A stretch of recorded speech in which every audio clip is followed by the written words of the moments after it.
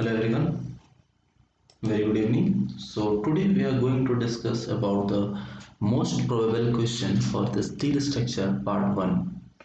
So this is the first class of a steel structure. I hope this is audible. So today we are going to discuss about Okay, that's great. So सबसे पहले मैं आपको बता देता हूँ कि अगर आप UPPSC AE क्रैक करना चाहते हैं, if you want to crack UPPSC, must join Unacademy Plus और Unacademy subscription on the ESE category. सो अभी मैं आपको बताता हूँ कि अनअकैडमी प्लस पे अनअकैडमी सब्सक्रिप्शन मॉडल पे अगर आप ईएसी कैटेगरी को सब्सक्राइब करते हो तो आपको क्या क्या बेनिफिट्स मिलते हैं. So this is the crack UPPSC 2020 for civil engineering most probable questions on the steel structure part 1. Why Unacademy Plus? Some of the basic benefits of the Unacademy Plus: the live streaming, recorded session, weekly quizzes, PDF and notes will be provided, instant doubt resolution, and dedicated team will help you in every single way. उसके बाद this is the referral code for the Unacademy Plus on subscription model. If you want to subscribe on Unacademy Plus, you can subscribe with the referral code. The referral code is Shashi Kumar, and you can get a discount of the 10%. So this is all about the Unacademy Plus, and this is the referral code. So don't forget the referral code at the time of subscription. इसके बाद अगर हम बात करें तो next हमारा था this is all about me and the dedications, high dedications, number of followers and total watch time. EAC subscriptions की बात करते हैं तो ईएसी सब्सक्रिप्शंस में आपके पास तीन तरह के सब्सक्रिप्शंस अवेलेबल हैं, जो कि बेसिक जो मैं रिकमेंड करता हूँ तीन तरह के 6 मंथ, 12 मंथ और 24 month. When you for the UPPSC go for the 6 month subscriptions और ESE प्रीलिम्स और मेंस के लिए अगर आपको 2021 के लिए तो या तो 12 महीने के लिए लो या फिर 24 महीने के लिए. Because when you subscribe for the longer duration, you will get more discounts. You just see the 1 month subscriptions की जो प्राइस है वो 4,500 and 3 month के लिए 11,250, 6 month 18,000 after the discount, after 10% discount is the 22,500, 36,000. The referral code this one, जब आप referral code apply करोगे तो यहाँ पे आ जाएगा option referral code applied successfully. तो ये सारी चीजें यहाँ पे आपको एक एक चीज करके यहाँ पे मतलब 1 बाय 1 चीजें आपको समझ में आ गया क्या कहला रहा है. इसके साथ साथ अगर मैं आपको बताता हूँ अनअकैडमी प्लस का और बेनिफिट्स क्या क्या है, तो आपको जो प्रीवियस जो ऑलरेडी लेसन हो चुके हैं, जैसे कि मान लिया कि ईएसई जो 2020 के लिए जो लेसन हुआ था वो सारे के सारे आपको एक्सेस से मिलेंगे. ESE pre mains and UPPSCA, ये सारे के सारे एक्सेस मिलेंगे जो ऑलरेडी क्लासेस हो चुके हैं उनके, और जो और क्लासेस होने वाले हैं वो सारे एक्सेस आपको मिलेंगे. I hope so this is understand all those things. आपको सारी चीजें समझ में आ गए क्या कहला रहा है अनअकैडमी प्लस के बारे में. इसके बाद जो क्लासेस का शेड्यूल था, इस क्लासेस के शेड्यूल के अकॉर्डिंग ये हमारा क्लास का शेड्यूल है.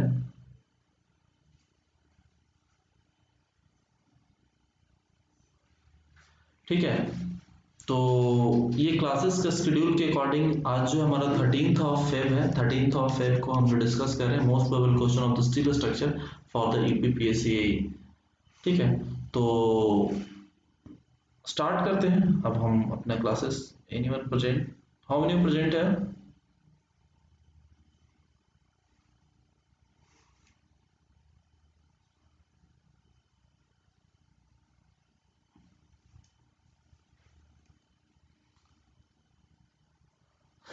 Please tell me the first answer of the first questions for steel construction where secondary effects. Heather. Okay. So let's start the question.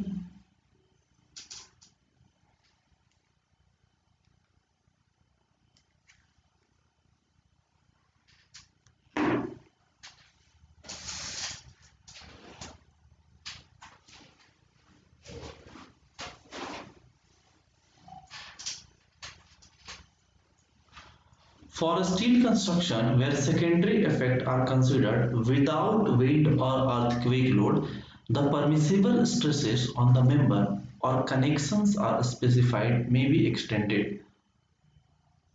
ध्यान से पढ़ो क्या लिखा हुआ है. 33% is the wrong answer. 33.33% is the wrong answer. So the correct answer is the Ankur Dubey. Yeah, 25%. A is the correct answer. Yeah, मैंने बार बार बोला ध्यान से पढ़ा करो, यहाँ पे विदाउट लिखा हुआ था। तो सेकेंडरी इफेक्ट की अगर हम बात करते हैं, सेकेंडरी इफेक्ट विदाउट विंड और अर्थक्वेक लोड, इस केस में कितना होता है 25%। तो सेकेंडरी इफेक्ट विदाउट विंड और earthquake load for the construction effect are considered without wind or earthquake load. The permissible stresses on the member connection are specified may be exceed 25%. तो A is the correct answer. अब उसी के साथ साथ कहेगा कि secondary effect combined with wind और earthquake load, तो उस केस में क्या कहेगा कि that is increase by 25% in the connection, but in case of the rivets, bolts and tension member, a tension rod are 33.33% in the member design. member design के case में 33.33% हो जाता है और ये आपको 25% इंक्रीज करता है विथ में। तो नमस्ते शुभम सक्सेना, फिर से गलत क्वेश्चंस पढ़ लिया करो। विदाउट लिखा हुआ है हीरो, विदाउट विंड और earthquake load, so A is the correct answer. Okay, all of you correct. Gulzar Ahmad, Naseem Haq, Varsha Singh, सही है आपका सबका। Okay, come to the next question. A plate used for connecting two or more structural member intersecting each other is called what? Template, base plate, gusset plate और anchor plate.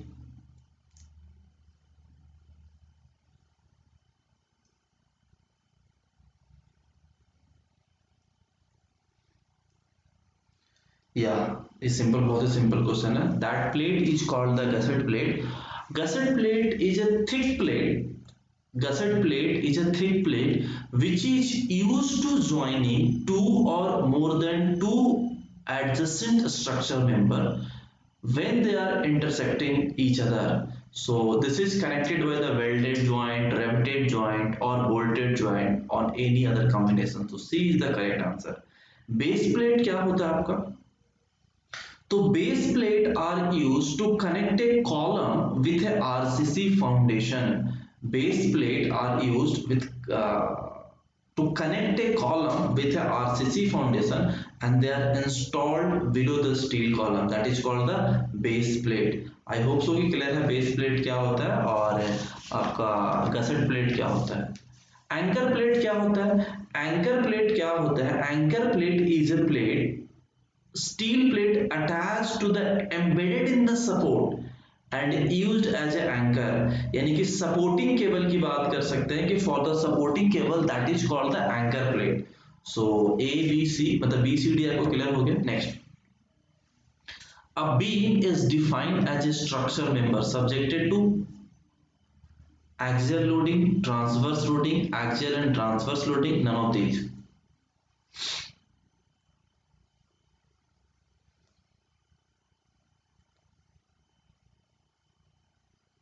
A beam is defined as a structural member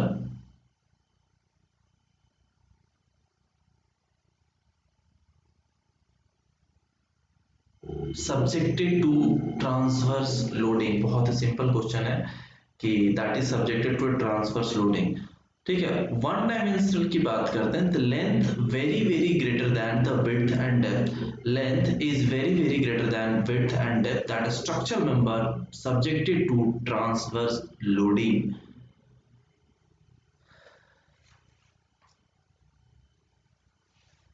next question please. हाँ जी ठीक है सबका। The member of design of a steel framework for the greatest rigidity and economy in the weight is known as what? Simple design, semi-rigid design, fully rigid design.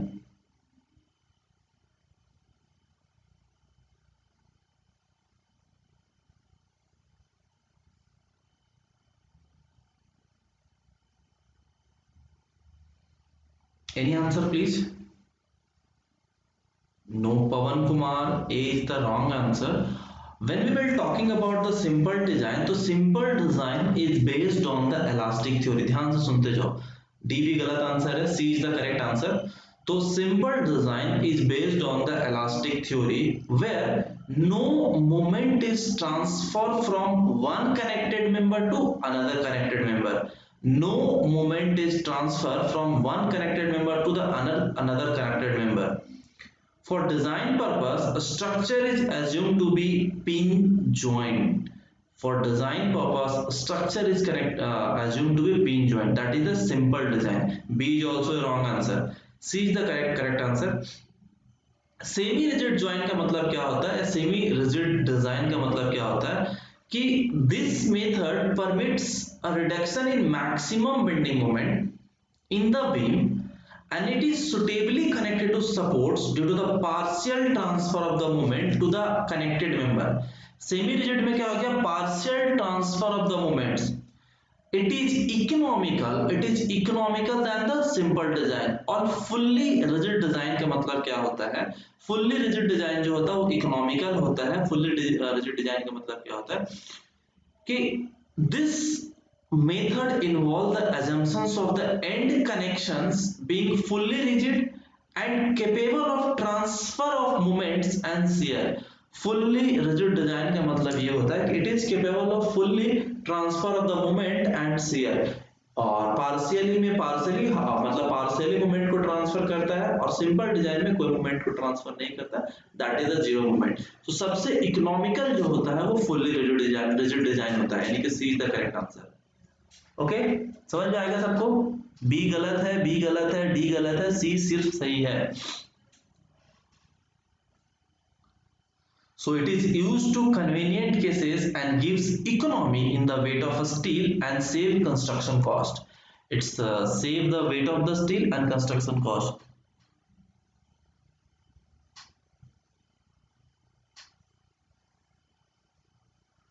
कुछ अच्छे question जो हैं, जो कुछ अच्छे क्वेश्चन हैं वो आएंगे यूपीपीएससी एई में भी, उस लेवल के क्वेश्चंस आते हैं. मैं आपको 4 स्टेट सर्विसेज के क्वेश्चंस करा रहा हूं. आपका कुछ क्वेश्चंस आपके बीपीएससी के हैं, कुछ क्वेश्चंस आपको यूपीपीएससी के हैं, कुछ आपका तमिलनाडु पीएससी का है, कुछ आपको एसएससी जेई का है.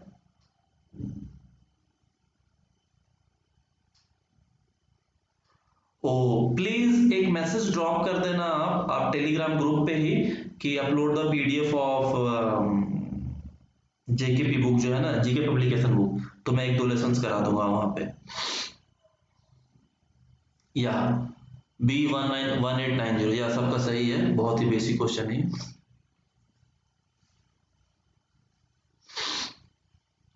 Next question please. The heaviest I section for the same depth is what?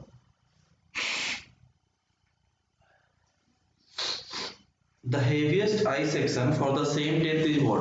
IS, LB, IS, MB, IS, HB, IS, WB. देखो सबका फुल फॉर्म बताता हूं. IS LB का जो फुल फॉर्म होता है Indian standard light weight beam. IS MB Indian standard medium wait beam. IS HB Indian standard heavy weight beam. ISWB Indian standard wide flange beam. एक और आता है ISJB Indian standard junior beam. ये सारे के सारे तो जो सबसे ज्यादा स्ट्रांग होता है आई सेक्शंस के लिए तो ISHB. हाँ, C C C C. Standard load are given in, कौन से कोड में लिखा हुआ है? 885, 1375, 675 और 875.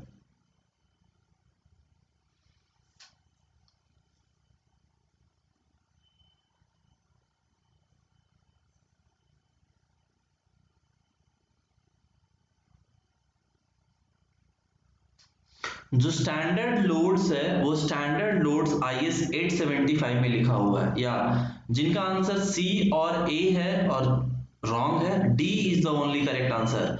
सो स्टैंडर्ड कोड जो हमारा लोड कंडीशंस के लिए वो 875 है.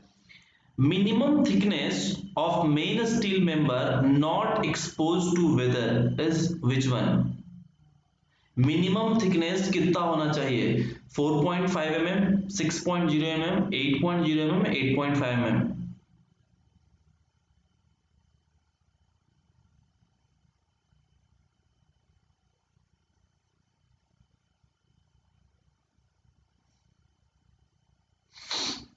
नहीं, ए नहीं है, ए नहीं है, बी बी है, सही है।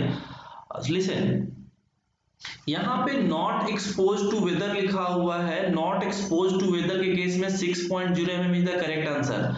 अगर आपसे कहता है एक्सपोज टू वेदर, अगर आपसे कहता है 8 is the wrong answer, C is the wrong answer, only the 6 mm is the correct answer.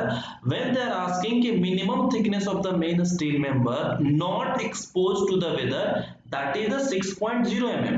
लेकिन यही क्वेश्चन में कहता है कि if it is exposed to the weathering, the minimum thickness should not be less than 8.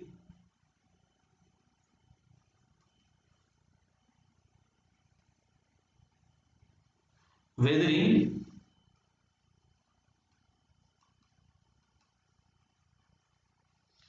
should not be less than 8 mm. हाँ, तो जिनका भी आंसर इस पे ध्यान से पढ़ना, एक्सपोज टू वेदर है, नॉट एक्सपोज टू वेदर है, आप गलती कर दो यहीं पे। Come to the next question. According to IS 800-1984, the permissible stresses in axial tension in steel is what? Fy equals to minimum yield stress at the steel. Axial tension की बात किया है।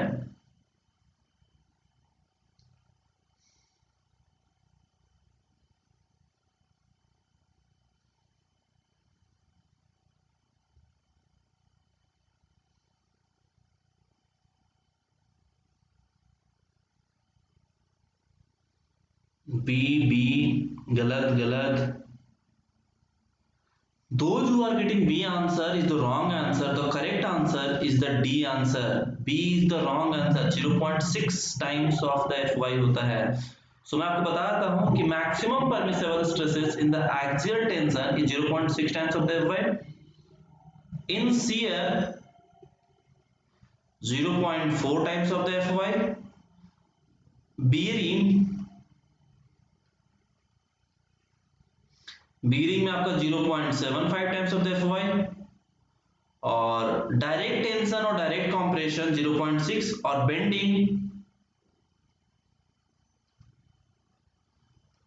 में 0.66 टाइम्स ऑफ द Fy। हाँ, D is the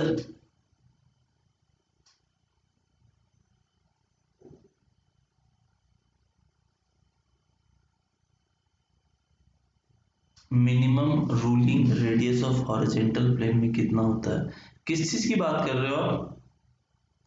those who are getting B answer is the wrong answer. ये चारों answer आपको shear के केस में, बियरिंग के केस में, बेंडिंग के केस में। और अगर डायरेक्ट टेंशन और कंप्रेशन की बात करें तो वो भी सेम होता है, 0.6 टाइम्स ऑफ द Fy। अगर डायरेक्ट टेंशन और डायरेक्ट कंप्रेशन की बात कर रहा है तो वो भी 0.6 टाइम्स ऑफ द Fy ही होगा। Next question please. The load factor applied to the wind and seismic loads in the design of a steel structure is what? The load factor applied to the wind and seismic load in the design of a steel structure is what?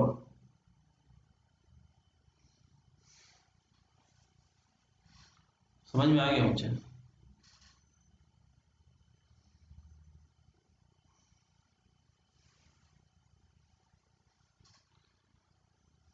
A is the wrong answer, Ankur. C is the correct answer. Those who are getting the C answer, that is the correct answer. Maximum load equals to क्या होता है?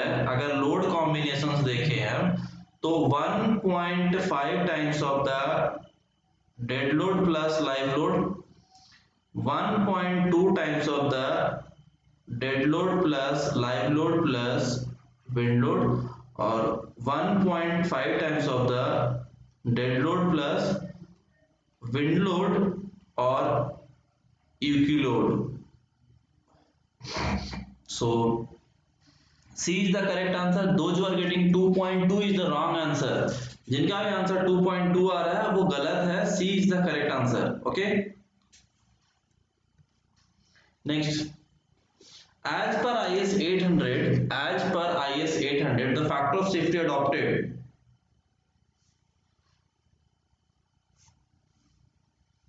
बता दो।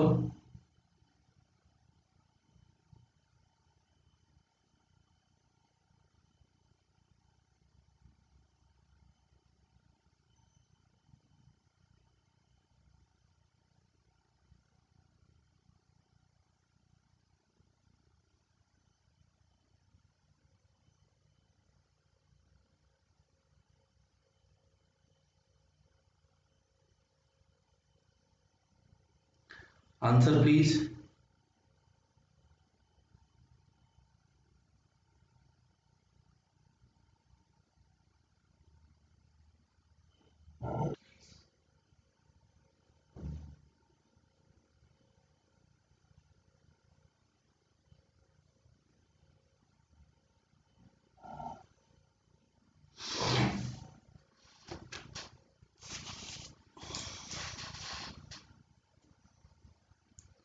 ओ sorry, chat नीचे चला गया था मेरा।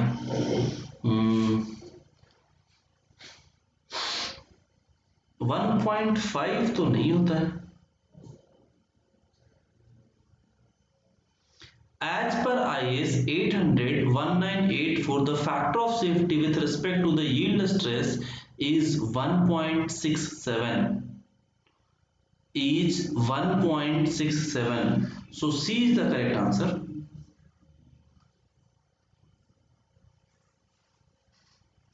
सी या Ranu Sharma see the correct, Govind Kumar सही है आपका, एंड अमित कुमार आपका भी सही है,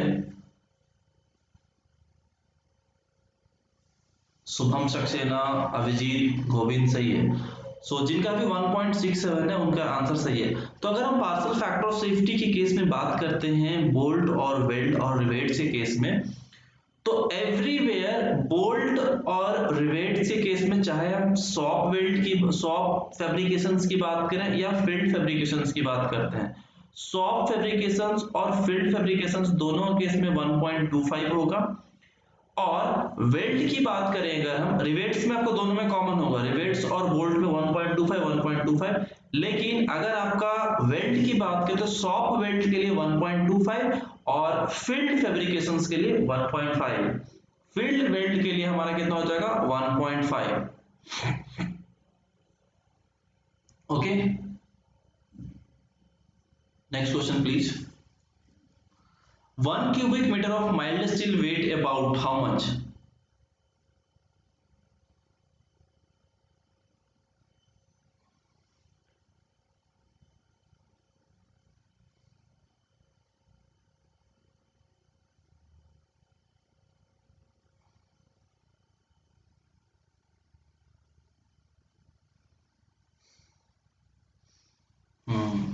सबको पता है 7850 kg।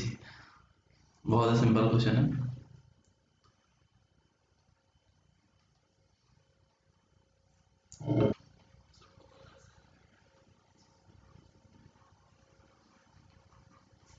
ठीक है, ये चीज निकाल लेना। D square by 162.28 kg per metre. Okay, that is the formula. 7850 kg। Percentage increases of carbon in steel decreases its hardness, strength, ductility or brittleness.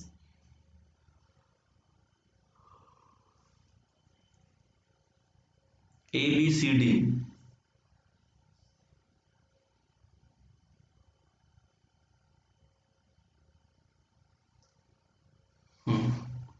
Listen, ये तो बहुत ही सिंपल है, but apart from this things कुछ चीजें ध्यान से सुनो कि if the percentage of carbon increases in the steel, the ductility of member will be decreases, brittleness will be increases, strength of the member will be increases, hardness will be increases.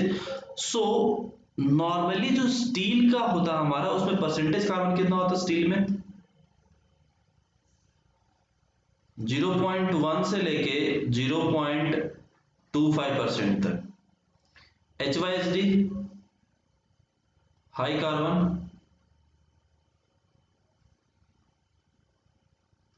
High carbon steel में 0.55 से लेके 0.95% तक। Cast iron 2.0 से लेके 4.0% तक। और modulus of elasticity for any type of any grade of steel is equals to E equals to 2 into 10⁵ newton per mm square, any grade of steel. Okay,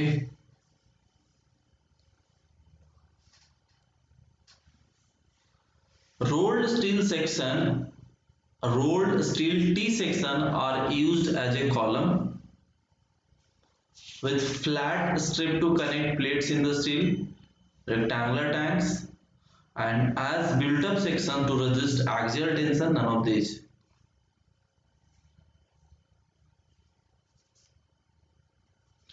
Rolled steel T section are used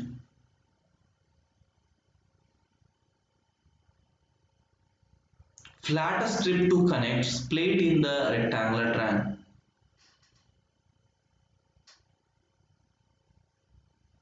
हाँ जी, सारी classes मिल जाती है जैसे YouTube पे मिल जाती है, आप बस सर्च तो करो।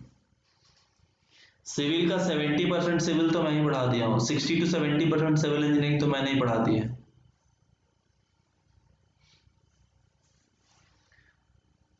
ठीक है, सोम, structure, RCC, steel, building material, कुछ पार्ट का हाईवे, फिर आपका इरिगेशन कुछ पोर्शन, इन्वायरमेंट का कुछ पोर्शन, पूरा सॉइल मैकेनिक्स, सीपीएम पार्ट पूरा कंप्लीट पढ़ा दिए, बहुत सारे सब्जेक्ट पढ़ा दिए हैं। फ्लूइड मैकेनिक्स का basic properties of fluids. Next question please. As per IS specification, which of the following physical properties of structural steel is taken as irrespective of grade?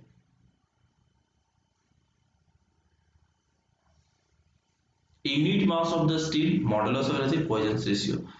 तो Poisson's ratio हम कितना लेंगे?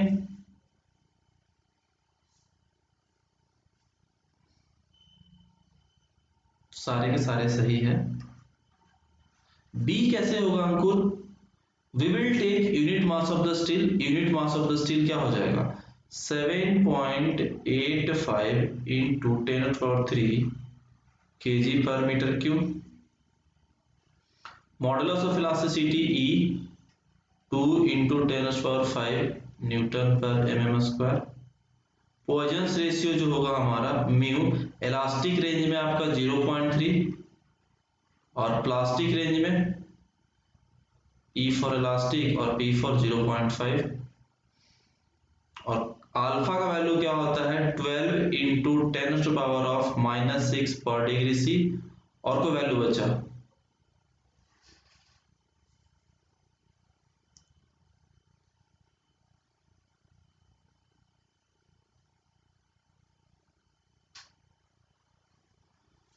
सो आप इन a day at least आपको 2 to 4 our के कम से कम 2 classes चलेंगे तो 4 घंटे तो मिनिमम होंगे आपको। 4 घंटे मिनिमम का आपका 1.5 GB डेटा तो कंज्यूम ऐसे ही हो जाएगा। The main advantage of steel member is what? Its high strength, its gas and water tightness, its long service life, all of them are correct. The main advantage of the steel member.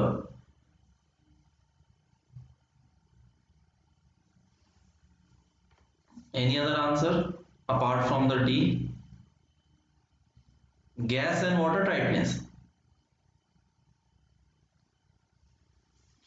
देखो, it's high strength का मतलब क्या होता है? It's high strength to weight ratio, या फिर ले सकते हो कोई भी option. A is not the correct answer, A is the wrong answer.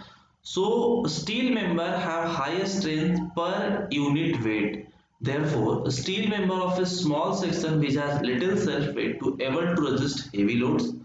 Okay, gas and water tightness का मतलब ये होता है कि because high density of the steel of the improved welding process, so steel structure can be made for the watertight and gas tight.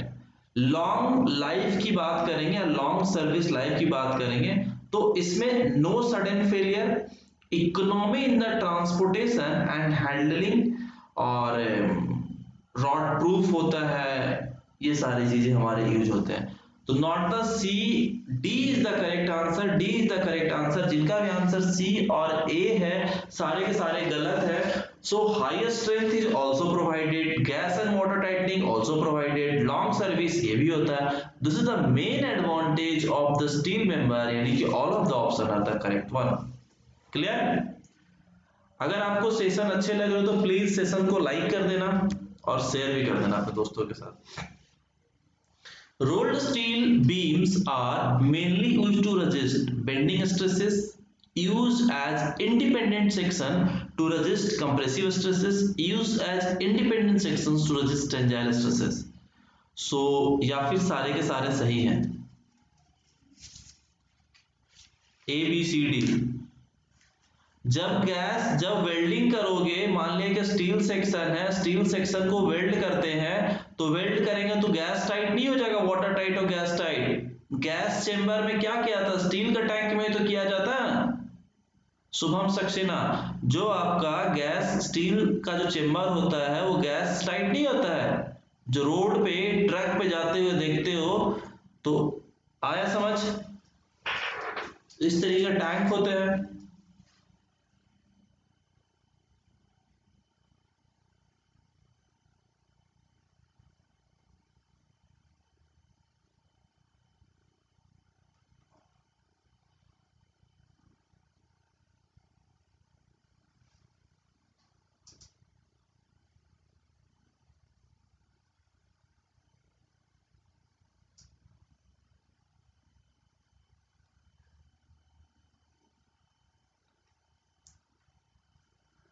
ठीक है, all of the correct answer. ठीक है, ए किसका है भाई,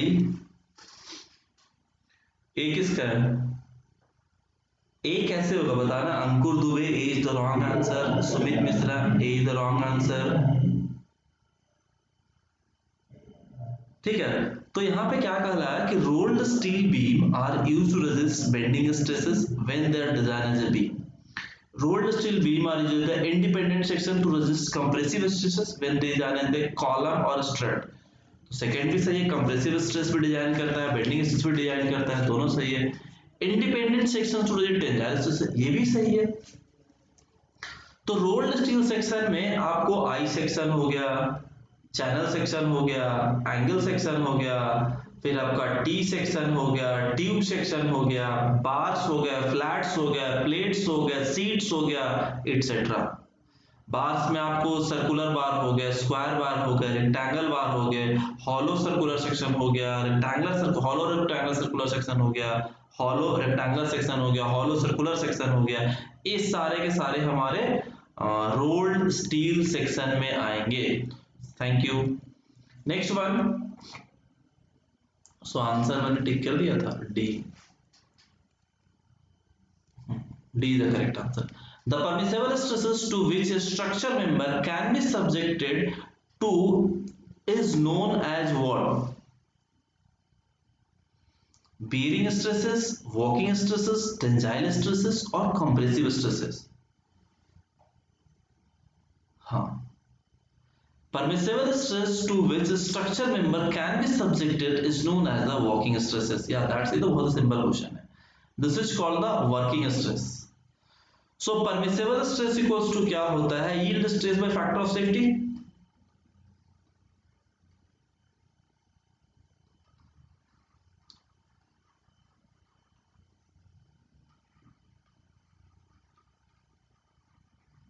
yield stress by FOS, factor of safety। Yeah, that's correct, B is the correct answer। Great। The channel gets twisted symmetrically with regards to its axis, parallel to the flange, parallel to the web, perpendicular to the flange, perpendicular to the web। हाँ जी बताइए।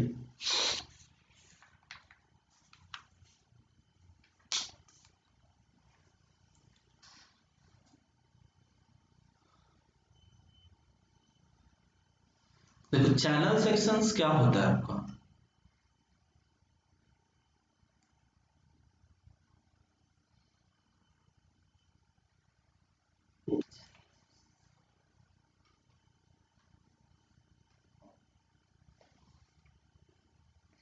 to radius calculate the minimum value of rolling rates of horizontal curving the plane। अब उसके लिए design speed बता दो पहले, कोई ना कोई तो स्पीड दे रखा होगा ना आपका कि क्या होगा रेडियस कैलकुलेट करने के लिए। जैसे मान ले कि आप रूलिंग मीडियम रेडियस की बात करते हो फॉर ए हॉरिजॉन्टल कर्व, तो प्लेन टेरेन की बात अगर थोड़ा देर पहले कर रहे थे तो वहां पर डिजाइन स्पीड कुछ तो होगा कि 100 किलोमीटर पर आवर है, 80 किलोमीटर पर आवर है। तो उस केस में जो सुपर एलिवेशन है, सुपर एलिवेशन आप डायरेक्टली 7% लेके चलना, E इक्वल्स टू 0.07 और F इक्वल्स टू 0.15, और जो आपका स्पीड होगा उस स्पीड के अकॉर्डिंग आप कैलकुलेट कर सकते हो। मैं आपको यहाँ पे थोड़ा सा स्टील से हटके हाईवे पे आ रहा हूँ। E plus F is equals to V square by 127R, अगर आपको याद होगा तो।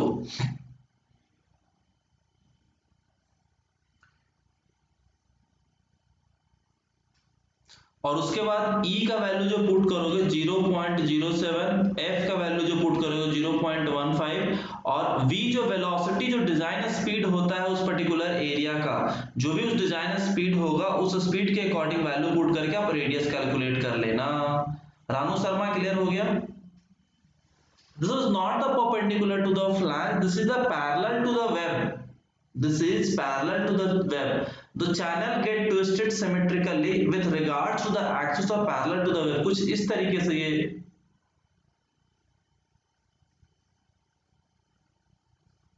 listen देखो,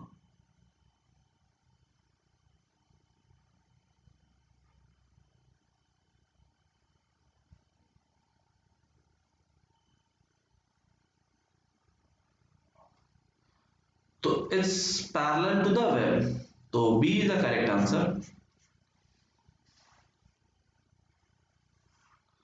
रानू शर्मा पीछे सॉल्व कर लेना। अगर डेटा नहीं दिया हुआ है तो जो डिजाइन स्पीड होता है, मैक्सिमम डिजाइन स्पीड उस पर्टिकुलर हाईवे का, वो ले लेना। अगर कोई भी डेटा नहीं दिया हुआ है तो जैसे मैक्सिमम नेशनल हाईवे के लिए कितना, स्टेट हाईवे के लिए कितना, जिस पर्टिकुलर टेरन के लिए कह रहा है, जिस पर्टिकुलर टेरन के लिए कह रहा है उसके लिए आप ले लेना वो, ठीक है। Next question please. The most economical section for the column is what? The most economical section for the column is what? Rectangular, solid, round, flat strip and tubular strip.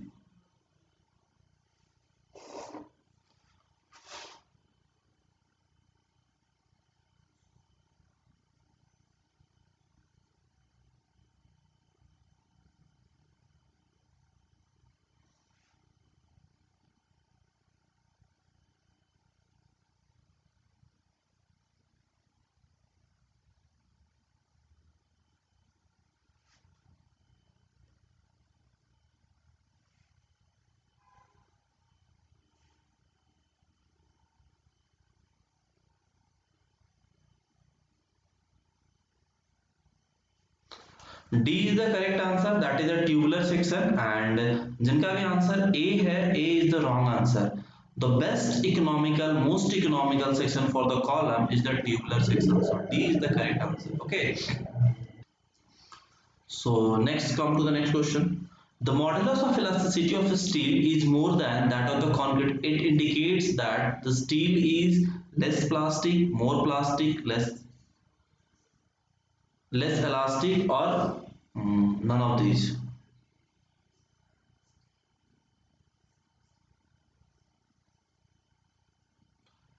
देखो यहाँ पे modulus of elasticity steel is more than the concrete indicate that, ये नहीं दिखाता कि कौन plastic है कौन ज्यादा इलास्टिक है। इट मींस कि E इक्वल्स टू क्या होता है, स्ट्रेस बाय स्ट्रेन, तो modulus of elasticity of the steel equals 2 × 10⁵, और कंक्रीट क्या होता है 5000 अंडर रूट ऑफ FCK, तो FCK will be what, that is showing the characteristic of strength, यानी compressive characteristic compressive strength of the concrete। तो this not depend upon the less elastic, ये हमें यहाँ पे किसी भी तरीके का इंडिकेट नहीं कर रहा है कि स्टील ज्यादा इलास्टिक है या प्लास्टिक है, ये चीज ये दोनों से डिफाइन नहीं हो पाता है। डी जिनका भी आंसर है वो सही है, ये इन चीज से डिफाइन नहीं होता है, स्टील को ये इंडिकेट नहीं करता है कि वो लेस इलास्टिक है, मोर इलास्टिक है, लेस प्लास्टिक है।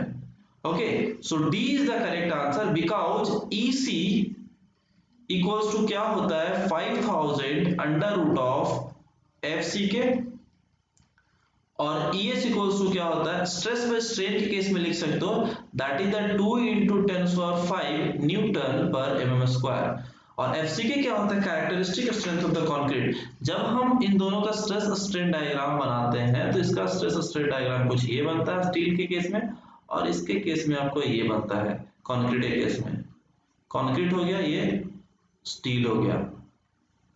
तो these are the very important diagrams, so please learn this diagram। ये सारे के सारे डायग्राम काफी इंपॉर्टेंट है। come to the next question। leg angle is used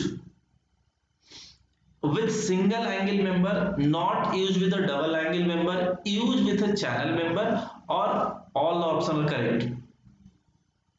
सबसे पहले आप ये जान लो कि लग एंगल का हम यूज कहां पे करते हैं।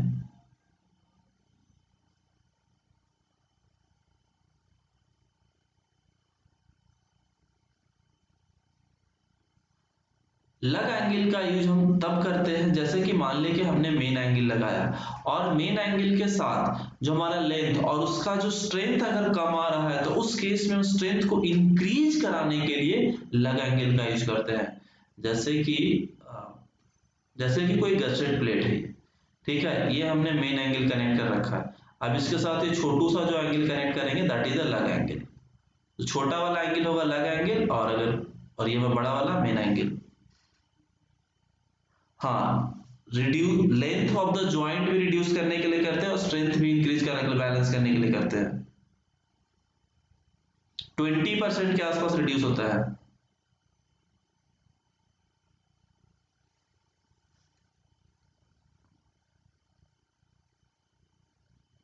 Next, in calculating area to be deducted for bolt of the 36 mm diameter, the diameter of the hole shall be taken as what? Bolt की बात कहा, याद रखना, just we are talking about the bolt.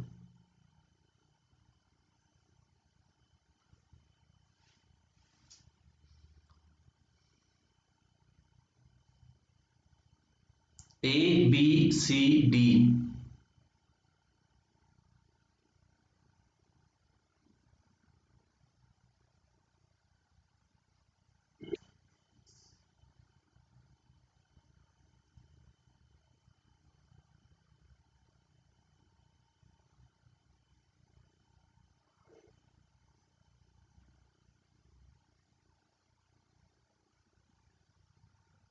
Listen, जिनका भी answer C है गलत answer है। रीजन ये है कि up to 12 mm that is the 1 mm, 14 से 24 तक 2 mm और ग्रेटर देन 24 होता है if dia is greater than 24 we will add 3 mm। तो 3 mm तो यहाँ पे कोई है नहीं, सो 36 प्लस 3 करोगे तो 39 होता है, but 38.5 is the correct answer. Most appropriate answer is the D, is the 38।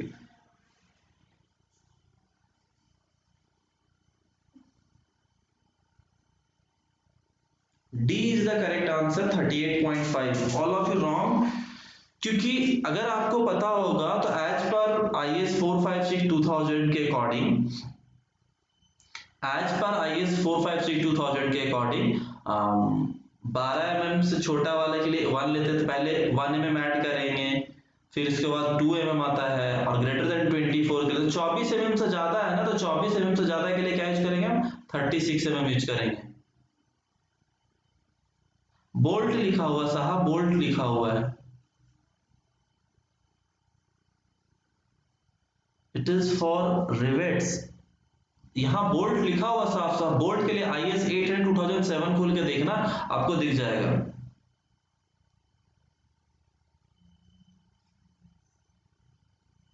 No, use 39 आना चाहिए ना, 36 प्लस 3 इक्वल्स टू 39, तो 39 नहीं है तो most appropriate answer will D ना,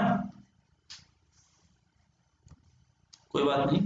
For filled rivets, the maximum permissible stresses in the rivets and bolts as given in the code by reduced by what? The filled rivets, the maximum permissible stresses in rivets and bolts as given in the code is reduced by 5%, 10%, 15% or 20%.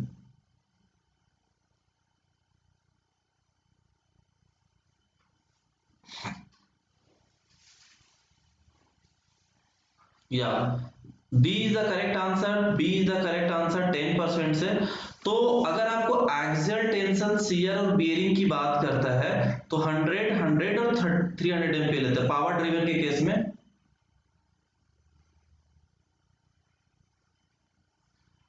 Axial, shear और bearing 100, 100 और 300।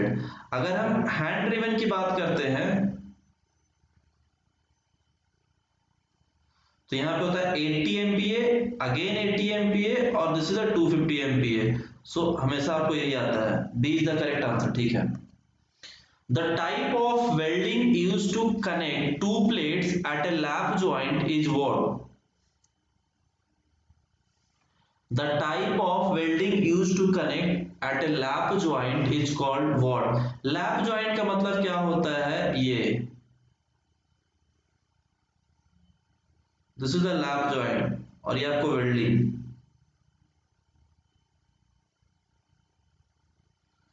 तो this is called what? A B C D.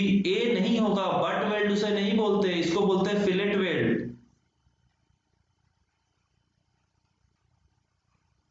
Butt weld तब होता है, butt weld का जब ये करेंगे, जब दोनों का एक्सिस सेम होता है।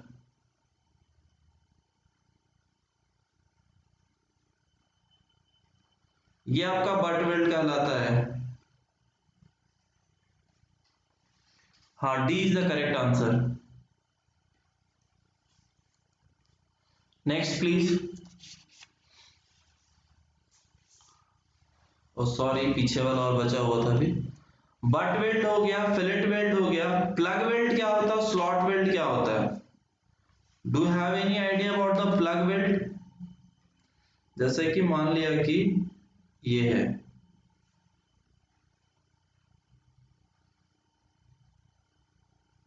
ये जो हो गया वेल्डिंग के साथ, ये आपका प्लग वेल्ड कहलाता है।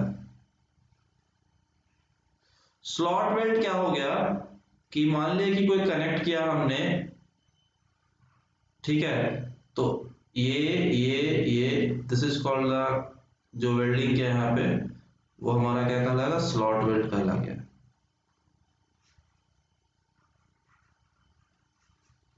Okay, so I hope so सब कुछ क्लियर हो गया आपको। Next, a rivet joint can fail in what?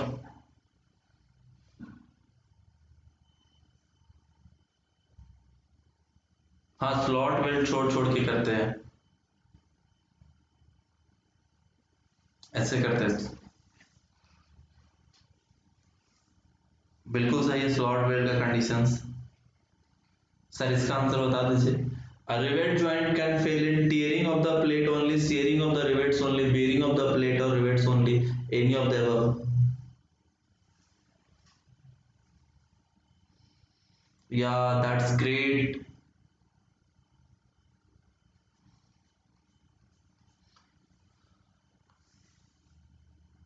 ठीक है। Next question. The gross diameter of 14 mm nominal diameter is what? Again, rivets की बात किया, यहाँ पे बोल्ट का बात नहीं है, ध्यान से देख लो। This is not a rivet, this is the bolt. फिर से गलती। हैदर बी कैसे होगा? We are talking about the rivet, rivet में 1.5 ऐड करते हैं, तो A is the correct answer ना। 14 प्लस 1.5 दैट इज द 15.5। अगर डायमीटर 25 से बड़ा हो, if dia is greater than 25 then add 2 mm और less than 25 तो 1.5 mm। so A is the correct answer। Minimum pitch की बात क्या है? Minimum pitch of the rivet shall not be less than,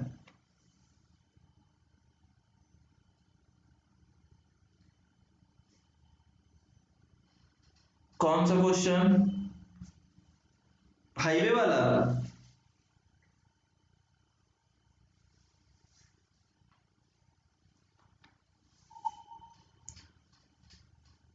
ठीक है ठीक है ठीक है ठीक है ठीक है, समझ गया, लेकिन ये तो आंसर कहीं था ही नहीं। B is the 2.5D, 2.5D okay, अब मैं पीछे नहीं करूँ तो फिर कंफ्यूज हो जाओगे, चलो कोई नहीं।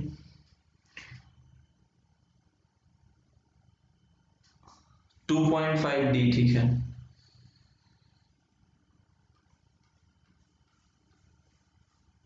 ठीक है, B is the correct answer, सबका सही है। Minimum pitch of rivet should not be less than how many times of the gross diameter of the rivets? Again B, 2.5 times of the D, gross diameter of the rivets. अरे भाई मेरे, ए कैसे होगा मुझे बताना थोड़ा।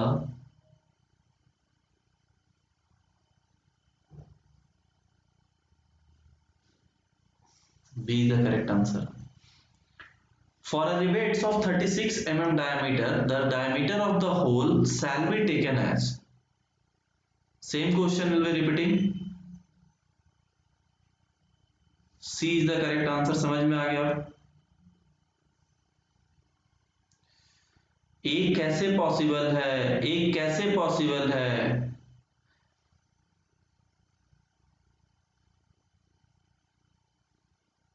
वहां पे बोल्ट हमने यूज किया था, यहाँ पे हमने रिवेट्स यूज कर रहे हैं, तो बी कैसे पॉसिबल है? सी पॉसिबल है या ए पॉसिबल है? कौन सा पॉसिबल है? दैट इज द सी ना।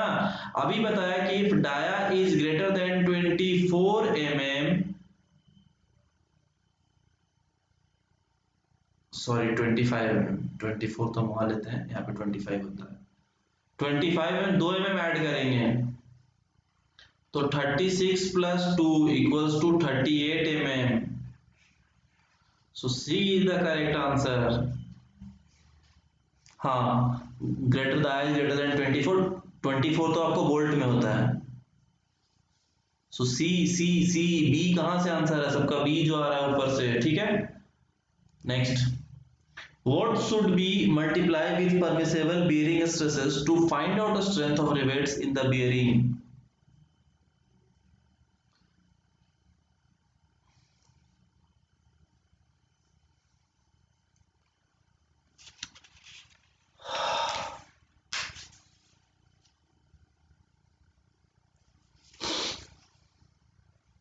Please answer.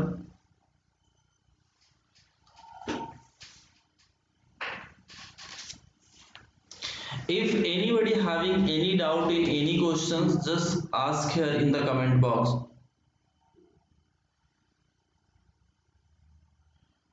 बोल्ट की पिच कंडीशंस क्लियर कर दीजिए, ठीक है, कर देते हैं 2 मिनट में।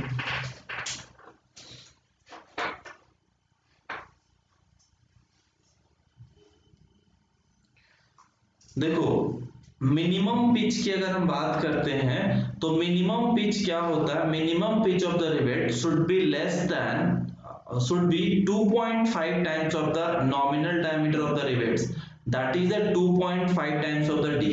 ठीक है, इसके बाद हम अगर मैक्सिमम पिच की बात करते हैं तो मैक्सिमम पिच में दो कंडीशन होता है, एक होता है टेंशन मेंबर के लिए, दूसरा होता है कंप्रेशन मेंबर के लिए। तो टेंशन मेंबर के केस में होता है 16 टाइम्स ऑफ द टी और 200 mm which ever is less. और अगर हम कंप्रेशन मेंबर की बात करते हैं that is the 12 times of the T और 200 mm which ever is less. जो हमारा पिच होता है, पिच का मतलब ये होता है कि the conjugative distance between the two bolt in the direction of load, जो लोड के डायरेक्शन में लग रहा है दो बोल्ट के बीच में और उसी के परपेंडिकुलर डायरेक्शन में लग रहा है, that is the gauge distance. तो ये हमारा पिच और गेज कहलाता। समझ में आ गया? कौन पूछा था? हैदर, क्लियर हो गया आपको? Minimum 2.5 times of the D of the nominal diameter और मैक्सिमम 16t 200 और 12t और 200।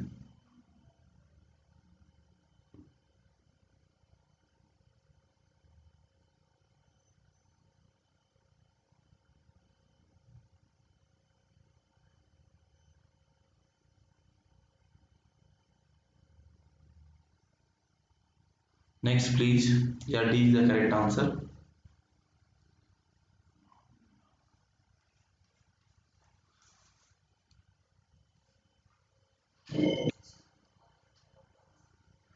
अगले पार्ट में आपका हायर हो जाता है। देखो फर्स्ट पार्ट आपका आसान आता है, सेकेंड पार्ट में इंक्रीज कर जाता है। सेकेंड और थर्ड पार्ट में थोड़ा अच्छे लेवल के क्वेश्चंस पढ़ा देता हूँ, क्योंकि पहला पार्ट आसान करता हूँ हमेशा। आरसीसी में भी ऐसा ही किया था, फर्स्ट एंड सेकेंड पार्ट आसान था, थर्ड फोर्थ और फिफ्थ पार्ट में ज्यादा था, टफ था।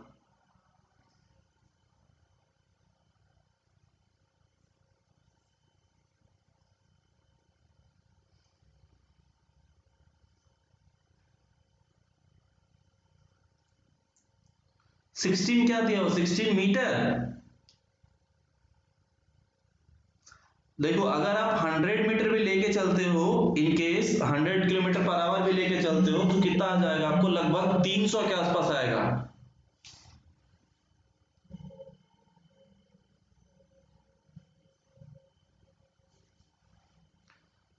इसका answer please.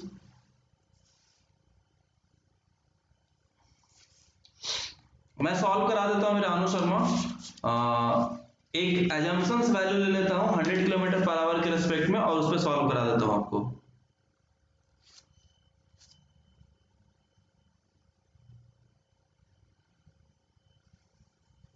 Please answer ABCD।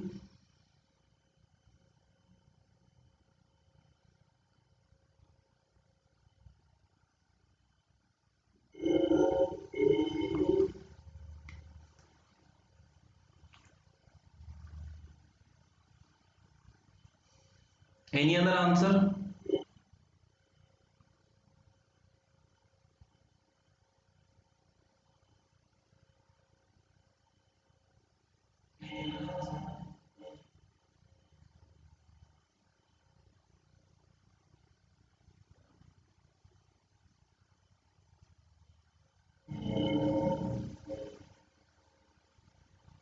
C is the wrong answer. The correct answer is the D.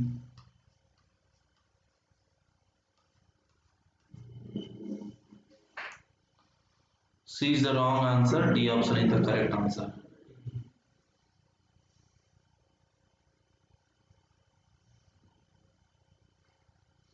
Okay. C कैसे आ रहा है? डाया ऑफ द रिवेट्स कितना का है? 2 centimetre, 20 mm। Shear strength of the rivets कितना का है? 1000 kg/cm। So maximum pull equals to क्या हो जाएगा? कर दे रहा हूं, πd²/4 pi into 2²/4 into 1000। Solve करना कितना आता है?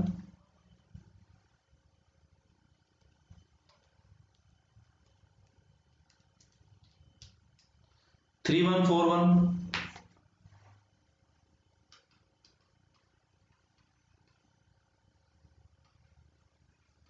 सो कितना हो जाएगा? 3140 kg।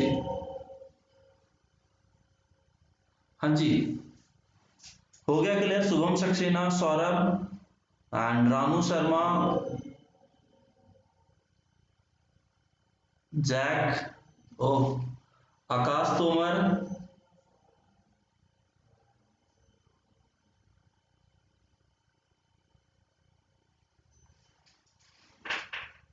so come to the next question.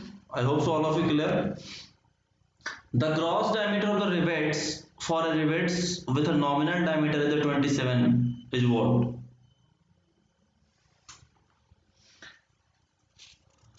विकास पैसी पाशी।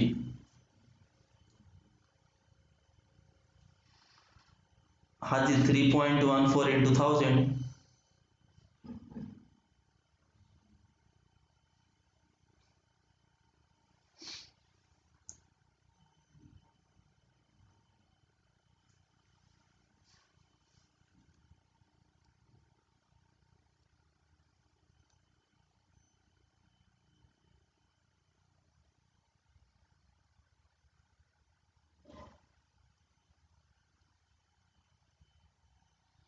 तो जब ऐड करोगे आप तो ज्यादा हो जाएगा। इसका वैल्यू क्या है? 29, 29, 29। ठीक है, हाँ C+2 ठीक है। 29 द करेक्ट आंसर।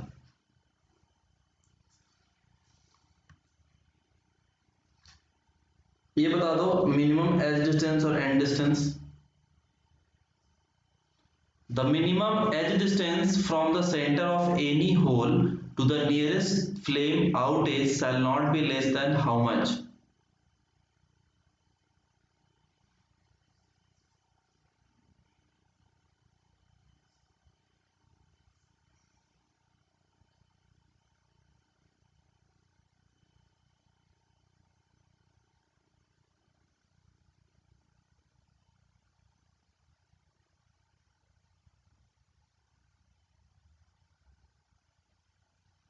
होल का होता है,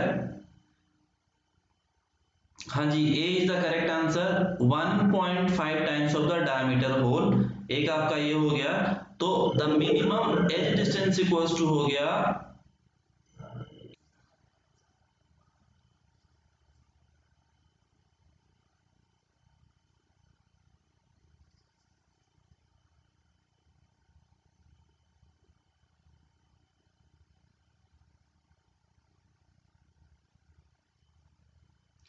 देखो दोनों आंसर यहाँ पे सही है। अगर हमारा मशीन मतलब in case of the rolled और मशीन फ्लेम कट होगा तो हम 1.5 लेंगे, और अगर हमारा हैंड फ्लेम कट आउट होगा तो हम 1.7 लेंगे। Is it clear? तो मिनिमम एज डिस्टेंस की बात करेंगे तो 1.7 जो होगा वो हमारा हैंड ऑपरेटेड या हैंड फ्लेम कट की बात करेंगे तो 1.7 होता है, और मशीन फ्लेम कट में 1.5 होता है। तो यहां पे लिख देता हूं फॉर मशीन या हैंड, तो A is the correct answer. हाँ जी हाँ जी हाँ जी, बिल्कुल सही है। Next question, please the distance between two rivets measure perpendicular direction of applied force is known as what? अभी थोड़ा देर पहले बताया था।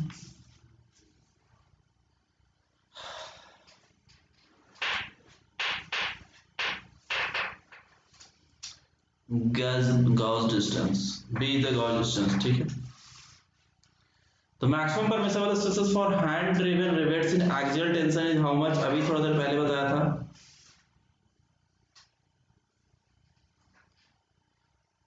बताओ तो इसका आंसर।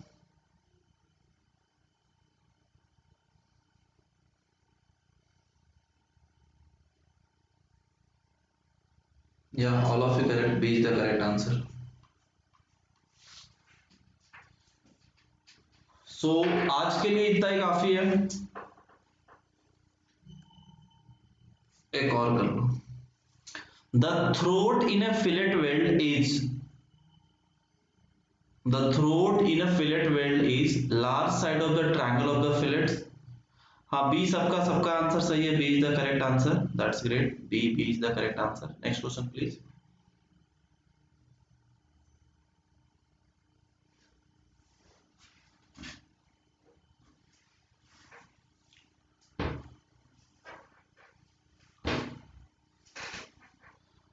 उर्दू भी सही है।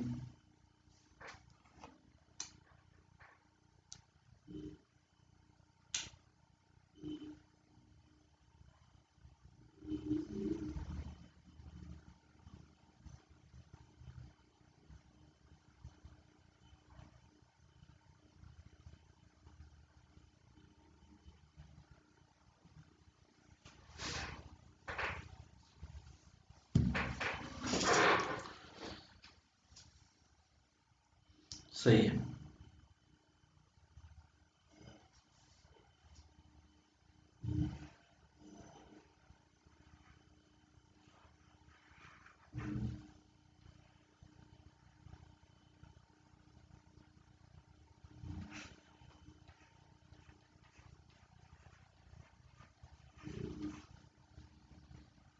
बी नहीं होता है, D is the correct answer. जो फिलेट वेल्ड की बात करोगे तो हमारा fillet weld with throat thickness होता है वो ये होता है, ठीक है। ये जो डार्क किया है मैंने अभी, फ्यूजन फेसेस टीटी, और बाकी जो फेसेस कहलाएंगे वो फ्यूजन फेसेस कहलाएंगे, दैट इज द एस, जो साइज ऑफ द वेल्ड कहलाएगा। क्लियर? और this is the TT, the throat thickness, जो कि 0.7 टाइम्स ऑफ द एस होता है, जो 99% केसेस में जो क्वेश्चंस आते हैं। तो अगर आपको याद होगा तो 0.7 टाइम्स ऑफ द एस करते होगा टी टी इक्वल्स टू, याद आ रहा है? सो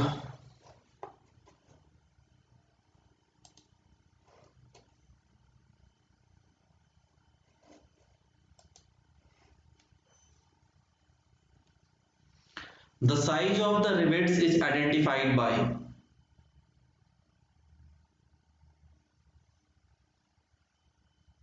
diameter of the shank, diameter of the head, length of the shank and shape of the head.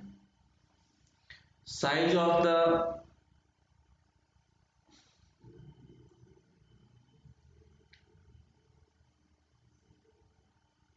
yeah, A is the correct answer, all of you correct one. So next class में discuss करेंगे, एक question है रानू शर्मा का, वो question आपका मैं solve करा देता हूँ, एक सेकंड पहले वो करा देता हूँ, उसके बाद क्वेश्चन क्या था आपका कि the ruling minimum radius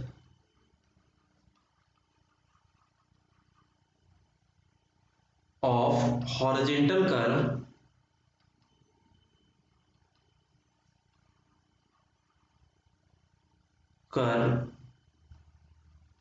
of a NH, ये लिख सकते हैं इन प्लेन टेरेन,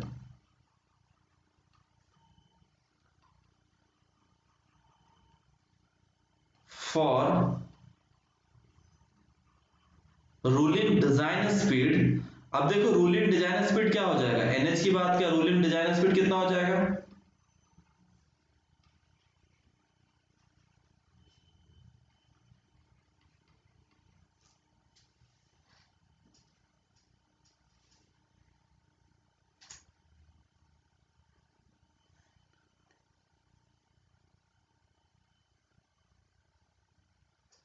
हंड्रेड, ठीक है। तो अब आपको डिजाइन स्पीड में भी पेपर में दे भी सकता है और नहीं भी दे सकता है, तो विथ ई इक्वल्स टू क्या ले लोगे, प्लेन टेरेन के लिए 0.07 एंड एफ इक्वल्स टू क्या ले लोगे 0.15। So what is the value, तो कैसे सॉल्व करोगे, it's very simple question, very simple equation. क्या कहलाता है इसके केस में कि E plus F equals to V square by 127 R 0.07 plus 0.15 is equals to V square,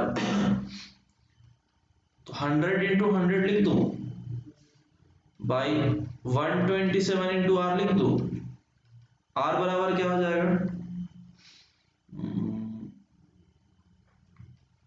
2340 by 127 into 0.22,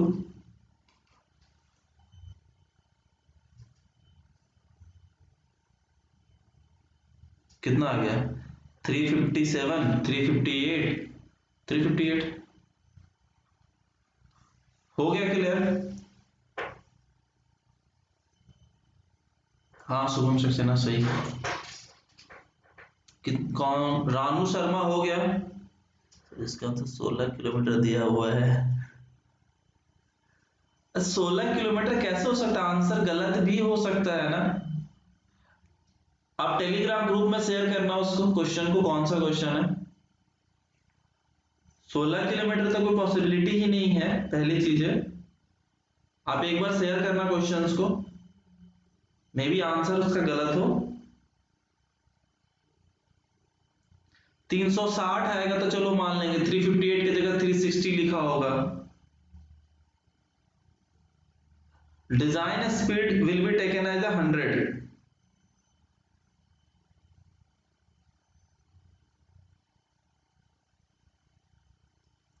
design speed will be taken as 100। अगर suppose that कि Telegram का link, यहां तो लिंक शेयर नहीं हो सकता, लेकिन एक काम कर लो, आप इस नंबर पे टेलीग्राम पे मैसेज कर देना 98109 35295।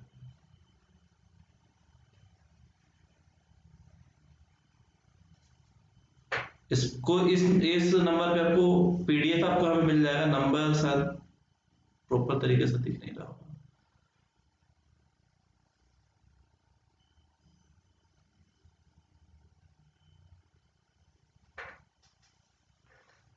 ठीक है, इस पे मैसेज कर दो 98109352 दिस इज टेलीग्राम लिंक। यहाँ से टेलीग्राम नंबर है, इस पे आपको मैसेज करना, आपको लिंक शेयर कर दे यूपीपीएससी का।